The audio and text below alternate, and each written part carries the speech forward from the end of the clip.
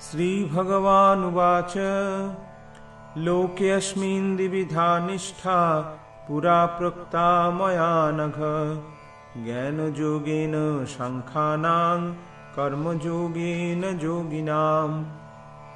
শ্রী ভগবান কহিলেন, দ্বিবিধ লোকের নিষ্ঠা বলেছি তোমারে, সাংখ্য আর জ্ঞান যোগ যোগ্য অধিকারে।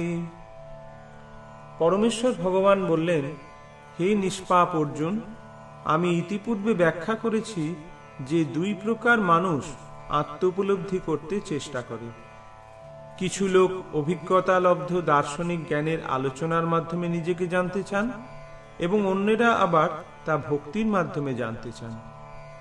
তাৎপর্য: দ্বিতীয় অধ্যায়ের ৩৯তম শ্লোকে ভগবান সাংখ্যযোগ ও কর্মযোগ বা বুদ্ধিযোগ এই দুটি পন্থার ব্যাখ্যা করেছেন। এই শ্লোকে ভগবান তাঁরই বিশদ ব্যাখ্যা করেছেন। সাংখ্যযোগ চেতন ও জড়ের প্রকৃতির বিশ্লেষণমূলক বিষয়বস্তু। যে সমস্ত মানুষ পরীক্ষা নিরীক্ষা করে দার্শনিক তত্ত্বের মাধ্যমে জ্ঞান আহরণ করতে চায়, তাদের বিষয়বস্তু হচ্ছে এই সাংখ্যযোগ। অন্য পন্থাটি হচ্ছে কৃষ্ণ ভাবনা বা বুদ্ধিযোগ, যা দ্বিতীয় অধ্যায় ৬১তম শ্লোকে ব্যাখ্যা করা হয়েছে। ভগবান ৩৯তম শ্লোকেও ব্যাখ্যা করেছেন যে এই বুদ্ধিযোগ বা কৃষ্ণ ভাবনা অনুশীলন করলে অতি সহজেই কর্মবন্ধন থেকে মুক্ত হওয়া যায় এবং অধিকন্তু এই পন্থায় কোনো দোষ ত্রুটি নেই।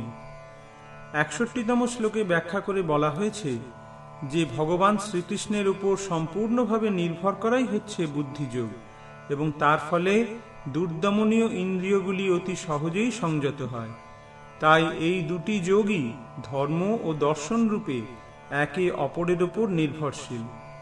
দর্শনবিহীন ধর্ম হচ্ছে ভাবপ্রবণতা বা অন্ধ গোঁড়ামি, আর ধর্মবিহীন দর্শন হচ্ছে মানসিক জল্পনা কল্পনা। অন্তিম লক্ষ্য হচ্ছে ভগবান শ্রীকৃষ্ণ, কারণ যে সমস্ত দার্শনিকেরা বা জ্ঞানীরা গভীর নিষ্ঠার সঙ্গে পরম সত্যকে জানবার সাধনা করছেন, তারাও অবশেষে কৃষ্ণ ভাবনায় এসে উপনীত হন।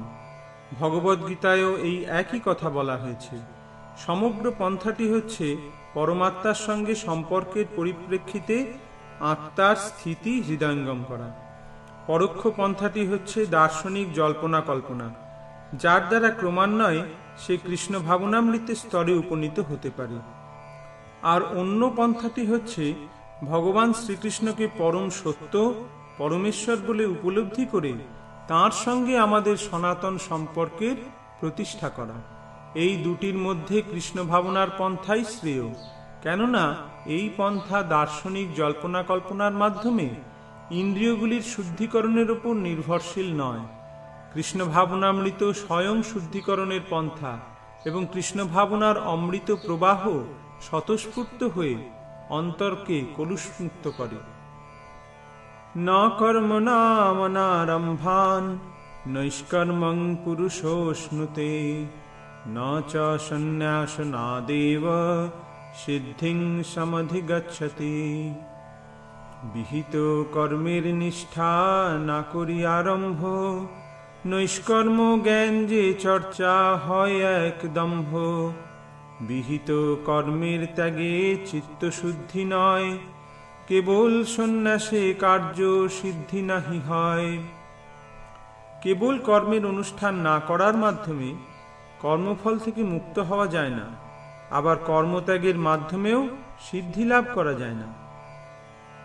তাৎপর্য: শাস্ত্রের নির্দেশ অনুযায়ী বিধিনিষেধের আচরণ করার ফলে যখন অন্তর পবিত্র হয় এবং জড় বন্ধনগুলি শিথিল হয়ে যায়, তখন মানুষ সর্বত্যাগী জীবনধারায় সন্ন্যাস আশ্রম গ্রহণ করার যোগ্য হয়। অন্তর পবিত্র না হলে, সম্পূর্ণভাবে কামনা বাসনা থেকে মুক্ত না হলে সন্ন্যাস গ্রহণ করার কোনো মানেই হয় না। মায়াবাদী জ্ঞানীরা মনে করে সংসার ত্যাগ করে সন্ন্যাস গ্রহণ করা মাত্রই অথবা সকাম কর্ম পরিহার করা মাত্রই তারা তৎক্ষণাৎ নারায়ণের মতো ভগবান হয়ে যায়। ভগবান শ্রীকৃষ্ণ কিন্তু তা অনুমোদন করছেন না। অন্তর পবিত্র না করে জড় বন্ধন মুক্ত না হয়ে সন্ন্যাস নিলে তা কেবল সমাজ ব্যবস্থায় উৎপাতেরই সৃষ্টি করে। পক্ষান্তরে যদি কেউ ভক্তিযোগে ভগবানের সেবা করেন, তবে তার বর্ণ ও আশ্রমজনিত ধর্ম নির্বিশেষে তিনি ভগবানের কৃপা লাভ করেন। ভগবান নিজেই এই কথা বলেছেন, স্বল্পমপ্যস্য ধর্মস্য ত্রায়তে মহতো ভয়াৎ।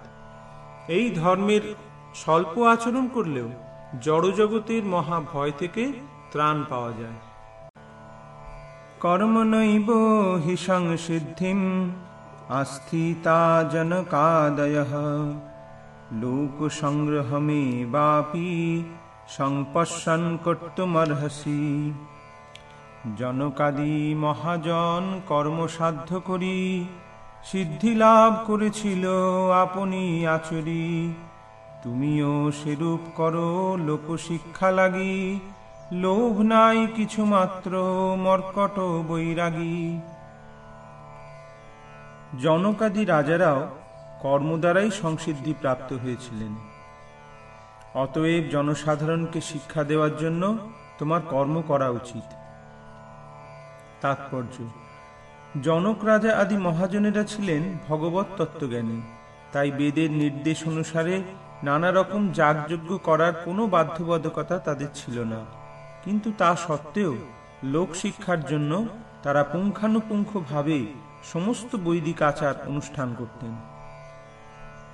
জনক রাজা ছিলেন সীতাদেবীর পিতা এবং শ্রীরামচন্দ্রের শ্বশুর। ভগবানের অতি অন্তরঙ্গ ভক্ত হবার ফলে তিনি চিন্ময় স্তরে অধিষ্ঠিত ছিলেন।